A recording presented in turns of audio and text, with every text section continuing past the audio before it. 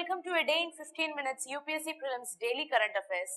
Today is 9th February 2020 and the topics we are going to discuss is ban on CFL and filament bulbs by Kerala, minimum support price and PM Asha, mandatory declarations on pre-packaged commodities, biomedical waste, then we have Sharang artillery gun, then light utility helicopters and also Bhutan's new tourism fee. So coming to the first topic, that is a ban on the CFL and filament bulbs by Kerala. So they are going to ban it from November 2020 onwards. So this is a bold announcement by the state and it will be imposing a ban on the sale of compact fluorescent lamp, that is CFL, and the incandescent filament bulbs from November. So this is a part of sustainable energy policy. Also, the street lights and the bulbs in the government offices across the state will also be converted into LEDs, and this was envisaged in 2018. It is a part of a mission or a scheme in Kerala called as Urja Kerala Mission. So the filament free Kerala project will be implemented by KSEB, that's the Kerala State Electricity Board and the Energy Management Center of Kerala. So consumers in the state can place order for the LED bulbs on KSEB website for exchanging the existing filament bulbs. Okay, so the 9-watt LED bulbs are being sold at a reduced price already to encourage this the usage. Last year, Pilikod in Kasaragod district became the first panchayat in the country to become completely filament free. Okay, the project is also part of the long-term sustainable energy policy in order to reduce the dependence on the conventional energy sources, and they will also maximize the potential on renewable sources like solar energy power or the hydel power. Okay, so why we are using LED instead of CFL?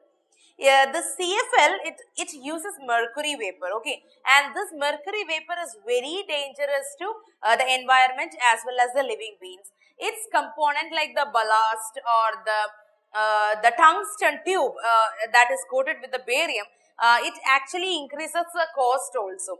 So the destruction of the LED is easier than CFL because LED does not have any harmful metal which pollutes the environment. Okay, with an estimated energy efficiency of around 80 to 90% compared to the normal bulbs, LED significantly reduces the energy consumption. You might be noticing this. We are at the home replacing our CFLs with LED because it consumes very less energy, right? The next topic is minimum support price and PM Asha. So the government fixes minimum support price for 22 mandatory crops including paddy and wheat, and they have also fixed the fair and remunerative price for sugarcane. It's usually called as FRP price, and the National Commission on Farmers, it was headed by Mr. Dr. M.S. Swaminathan. He actually recommended that the MSP should be at least 50% more than the weighted average cost of the production. But this recommendation was not included in the national policy for farmers which was made in 2007. So we have to learn about two things in this news. One is what is MSP and the other thing is PM Asha. So the minimum support price, it is a form of market intervention by the government of India. What they do, they actually insure the agricultural producers against any fall in the farm prices. Okay, so the minimum support prices are announced by the government at the beginning of the sowing season. Very important, it is announced in the beginning of the sowing season for certain crops, and it is basically on the recommendation of a committee or a separate commission called as Commission for Agricultural Cost and Prices. So Commission for Agricultural Cost and Prices actually fixes or recommends the rate onto which the MSP should be fixed. The mandated crops are 14 of the kharif season and 6 from the rabi season, and 2 are commercial crops which are jute and, it's not cotton, it's jute and copra.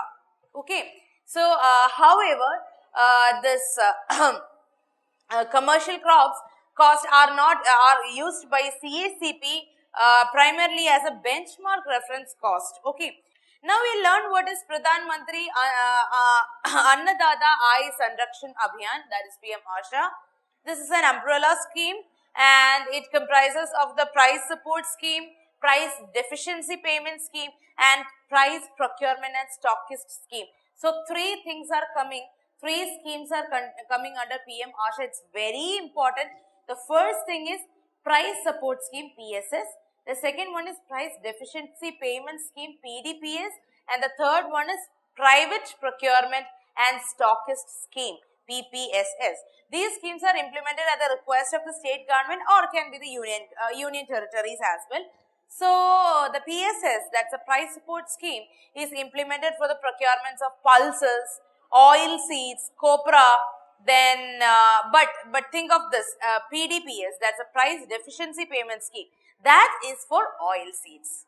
Okay. So, however, the states or the UTs may choose their PSS or PDPS in a given procurement season that with respect to whatever oil seeds are growing in the state or whatever the pulses are growing in their states. Okay. The next topic is mandatory declaration on pre-packaged commodities. So, the information regarding the mandatory declarations required to be made on all the packaged commodities, and this will be dealt with the Ministry of Consumer Affairs, and the penalty provisions are made under the Act of Legal Metrology Act 2019 for the violation in respect to the labeling conditions. So, for the food products and the provisions of the Food Safety and Standards Act of 2006 are also applicable. So, under this particular provisions of the Legal Metrology Act and the Legal Metrology Packaged Commodity Rules 2011, see this, the act is different, the rules is different. Okay. So, the act was in 2009 and the rules are in 2011 and the state government is responsible to take actions for the violation of the rules. So, who is responsible? It is the state government. Okay. So, what all things are the mandatory declarations on the label? 1. The name and address of the manufacturer or the packer or the imported. Then again, country of origin. 3. Name of the commodity, net quantity, month and year of manufacturing and retail price in the form of maximum MRP, maximum retail price. Everything, all these details should be must on the pre-packaged products or commodities. The next topic is biomedical waste. So, as informed by the CPCB as per the biomedical waste management rules, again rules of 2016, biomedical waste is required to be segregated into 4 color-coded waste categories and it is treated and disposed as per the specific method of the color according to which they are categorized. So, the biomedical waste, it is generated mainly from the hospitals and it is disposed by Common Biomedical Waste Treatment and Disposal Facility. Important. Common Biomedical Waste Treatment and Disposal Facility. Okay. In case there is no common facility in reach of a healthcare facility, then such healthcare facility should install a captive treatment and disposal facility. And there are around 200 authorized the CBWTFs and it is there in 28 states for environmentally safe disposal of the biomedical waste. So, remaining 7, that is Goa, Andaman and Nicobar, Arunachal Pradesh, Lakshadweep, Mizoram, Nagaland and Sikkim, they do not have this facility. Okay, so every healthcare facility, both bedded and non-bedded, is required to take authorization from the Central Pollution Control Board or the State Pollution Control Board for management of the biomedical waste. So, as per a report that is published in 2018, there are around 2,60,000 number of healthcare facilities generating around 600 million tons of bio waste every year. Think of it. Okay, so that is being treated and disposed through either CBWTF or the captive disposal facility within the hospital. Okay, so there are 4 categories. There is yellow, red, and there is blue and white also. I have given the detailed box here. You can read it by pausing the video. Now the next topic is Sharan artillery gun. So this is in news because this particular artillery gun has been upgraded. Earlier it was 130 mm, now it is 155 mm. That is why it is in news. This is a gun system and it can actually fire up to 12 kilometers to 36 kilometers. That is the specialty of Charan artillery gun. The next topic is light utility helicopter, LUH. So this will replace Cheetah and Chetak helicopters. Okay. So it's a single engine lightweight helicopter and it is it is highly agile 3-ton utility helicopter. It is indigenously built and it can actually fulfill all the requirements of the Air Force as well as the Army. Okay. The third topic in the capsule is Bhutan's new tourism fee.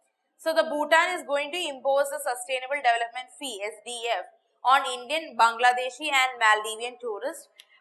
So far the tourists from 3 countries had been exempted from this levy and others had to pay around $250 per person during the peak season and $200 dollars per person during the low season. Now everybody have to pay it. Okay, the decision had been to protect the ecology of the country and because a lot of people are coming, the tourists are coming from India also, so in order to actually control it. Okay, so that's all for today guys. I hope you enjoyed the session. Thank you so much and good night. Like, share and subscribe to our channel for more videos. Follow our website neoiasgap.com for the detailed content and monthly prelims digest. Also join our current affairs exclusive test series through the website. And finally, participate in the daily current affairs prelims infotainment quiz at our Telegram channel, that is Neo IAS Prelims, at 9:30 p.m. every day. Thank you.